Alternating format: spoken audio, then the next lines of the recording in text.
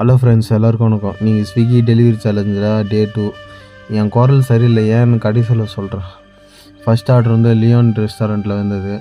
ரெண்டாவது ஆர்டர் வந்து parcel order வந்தது. மூணாவது வந்து மித்ரா ஆர்டர் வந்தது. இது கொஞ்சம் லாங் ஆர்டர் வந்தது. அதுக்கப்புறம் மித்ரா ஆர்டர் எடுத்துன்னு போய் கொடுக்க ஆரம்பிச்சிட்டேன். லாங் ஆர்டர் தான். இந்த லொக்கேஷனில் தான் கஸ்டமர் கொஞ்சம் ராங் லொக்கேஷன் வச்சுட்டாங்க. நானும் வெயிட் பண்ணேன். கிட்டத்தட்ட 1 மணி நேரம் கிட்ட வெயிட் பண்ணேன். கேன்சல் ஆகலை. கஸ்டமர் வந்து நேரில் எடுத்துன்னு வந்து கொடுன்னு சொல்லிட்டாங்க. நான் எடுத்துன்னு போய் கொடுக்க ஆரம்பித்தா அவர் வந்து கொஞ்சம் மதுபாத்தியில் இருந்தேன், கொஞ்சம் கெட்ட வார்த்தைலாம் தரக்குறைவாக கொஞ்சம் பேச ஆரம்பிச்சிட்டாரு. அதுக்கப்புறம் என்னாச்சுன்னா அவர் என்னை அடிக்க ஆரம்பித்தார். கொஞ்சம் சண்டை நடக்க ஆரம்பிச்சிது. அப்புறம் வந்து 2 பேரும் தடுத்து விட்டாங்க.